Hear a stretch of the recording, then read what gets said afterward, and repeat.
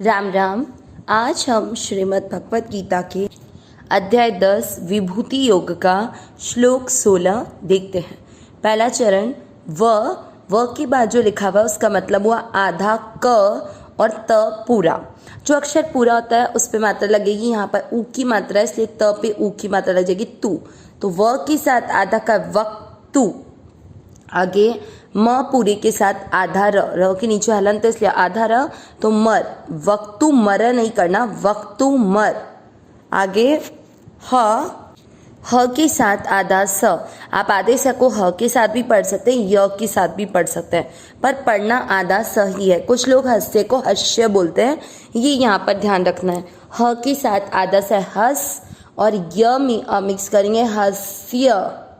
शे देखो यहाँ पर पहले श शंकर जी वाला एंड देन षटकोण वाला, तो आपको शे को इतना तेज नहीं पढ़ना जितना शे को पढ़ना, सेकंड वाले शे को पढ़ना है। तो शेण ण में मिक्स किया है। पहला चरण रिपीट करेंगे, वक्तुमर् हस्य शेषेण। दूसरा चरण दिव्या, दी आधे व के साथ या पूरा, दिव्या। इसके बाद में या का आपको ब्रैकेट में क्लियर लिख रखा है कि ह आधा है और ह के अंदर य पूरा है। जो अक्षर पूरा है उसमें मात्रा लगती है, जैसा भी हमने पहले चरण में बताया। यहाँ पर मात्रा आ है, आ की है तो य पे आ की मात्रा लगी या HYA या। आगे आधा त यात और म में आप मिक्स किया यात्म। ह का उच्चारण छोड़ना नहीं है लेकिन उसमें मिक्स नहीं करना क्योंकि आधा है, तो यात्म। फिर विभू, भू पे बड़े ऊ की मात्रा लंबा खींचना है, विभू त दोनों अक्षर पूरी, दोनों में मिक्स करेंगे, विभूतय।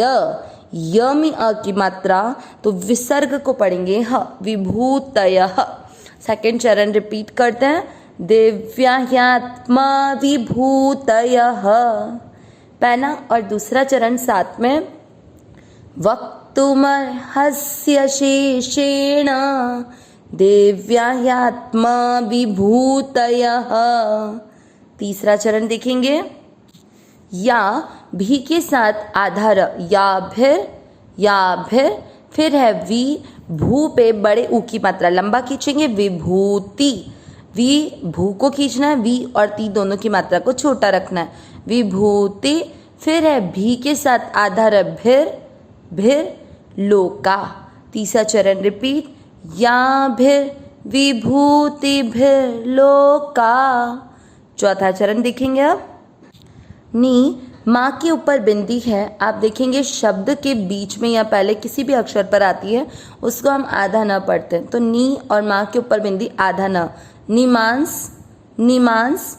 आधे त के साथ व पूरा, निमांस त्व, व पे पूरा शब्द पूरा होने के बाद में विसर्ग, तो त्व में आधा, त्व का अनुसार होगा आधा म, निमांस त्वम। माँ पे था उसको आधा न पढ़ा और व पे जो है उसको आधा म, क्योंकि शब्द पूरा होने के बाद है। आगे व आधा या के साथ, जैसे अपन ने दिव्या में पढ़ा वैसे ही व्या। आधे प को य के साथ प्य, य में मिक्स किया व्याप्य। ती के साथ आधा षटकोण वाला, तिश। ठ में मिक्स करेंगे, तिष्ठसी। चौथा चरण रिपीट, निमांस त्वम व्याप्य तिष्ठसी। तीसरा और चौथा चरण साथ में, याभिर् विभूतिभिर् लोका निमांस त्वम व्याप्य तिष्ठसी। पूरे श्लोक का उच्चारण एक साथ, वक्तुमर् हस्य शेषेण दिव्याह्यात्मा विभूतयः याभिर् विभूतिभिर् लोका निमांस त्वम व्याप्य तिष्ठसी। वापस पढ़ेंगे एक बार, वक्तुमर् हस्य शेषेण दिव्याह्यात्मा विभूतयः याभिर् विभूतिभिर् लोका निमांस त्वम व्याप्य तिष्ठसी। श्लोक का अर्थ देखते हैं। इससे पहले जो श्लोक हमने अर्जुन के देखे थे 12 से लेकर 15, उसमें अर्जुन ने भगवान से स्तुति की थी। क्यों? क्योंकि जब भगवान ने अपने अर्जुन के कहने वाले श्लोक मतलब 12वें श्लोक से पहले वाले श्लोकों में जब भगवान ने अर्जुन को अपने भक्तों पर कृपा के बारे में बताया कि वे भगवान अपने भक्तों पर विलक्षण कृपा करते हैं, अलौकिक कृपा करते हैं, अहेतु की कृपा करते हैं, तो ऐसा सुनकर अर्जुन के मन में ऐसा आया, तो वो उस कृपा से प्रभावित होकर भगवान की स्तुति करते हैं, जिसे हम पिछले 4 श्लोकों में देख चुके हैं 12 से 15। अब आज के 16वें श्लोक में अर्जुन क्या कह रहे हैं? वक्तुमर, इसमें म का आधा म वक्तु के साथ जोड़ेंगे। वक्तुम यानी वक्तु यानी कहना होता है, यहाँ पर वर्णन करने से है। वर्णन करने में, कहना मतलब वही बात है, तो वर्णन करने में। फिर म में अ मिक्स किया था अपन ने, आधा म तो अपन ने वक्तु के साथ ले लिया, म में अ मिक्स किया था तो अरहसी, ठीक है, वक्तुमर्हस्य, तो स का अरहस यानी अरहसी का अर्थ होता है आप ही समर्थ हैं। आगे अरहसी यानी हो गया समर्थ है, मतलब आप ही समर्थ हैं। आगे वक्तुमर्हस्य, यहाँ तक आ गया। शेषेण, य में अ मिक्स किया था तो य में अशेषेण, अशेषेण, शेष यानी कुछ बाकी रह जाना, अशेषेण, शेषेण का विलोम यानी कुछ भी बाकी ना रहे, मतलब संपूर्णता से कहने में या वर्णन करने में आप ही समर्थ हैं, ये यहाँ तक का अर्थ हुआ। आगे मर्हस्य शेषेण दिव्यायात्म, ह में या जोड़ा था और या में आ की मात्रा थी, तो आत्म विभूतय, आत्म यानी अपनी विभूतियों के, दिव्य तो अपनी दिव्य विभूतियों का वर्णन करने में आप ही समर्थ हैं। ये हो गया पहले और दूसरे चरण का अर्थ, संपूर्णता से, अशेषेण, तो आप अपनी दिव्य विभूतियों का वर्णन करने में, संपूर्णता से वर्णन करने में आप ही समर्थ हैं। ये 2 चरण का अर्थ हुआ। तीसरे चरण पर बढ़ते हैं।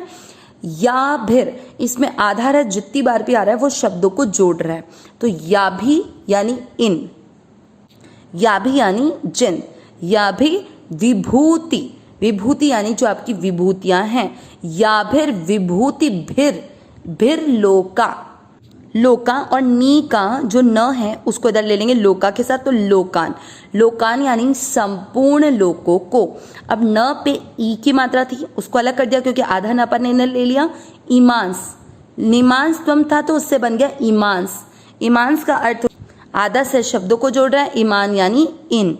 आगे निमांस त्वम यानी आपकी व्याप्य यानी व्याप्त करके, तिष्ठसि यानी स्थित हैं। तो क्या अर्थ हुआ तीसरे और चौथे चरण का? इसीलिए जिन विभूतियों से आप इन संपूर्ण लोकों को व्याप्त करके स्थित हैं, उनका संपूर्णता से, अपनी दिव्य विभूतियों का संपूर्णता से वर्णन करने में आप ही समर्थ हैं। क्योंकि इसके पिछले श्लोकों में अर्जुन ने भगवान को कहा था कि आपके प्रकट होने को न कोई देवता जानता है और न ही कोई दानव जानता है। आप खुद आपका वर्णन करने में आप अपने आप से अपने आप को जानते हैं, इसीलिए आपकी जितनी भी विभूतियां हैं जिससे ये संपूर्ण लोक में आप विभूतियों के रूप में व्याप्त है, मतलब आपकी जो जो विशेषताएं हैं, उस आपके को जो भी इस संसार में जो विशेषता लिया हुआ दिखता है, जैसे हमें दिखता है कि सोना बहुत अच्छा है तो ये हीरा बहुत अच्छा है, ये सब भगवान के स्वरूप है। सावन महीना अच्छा है, कार्तिक महीना अच्छा है, ये जो भी हमको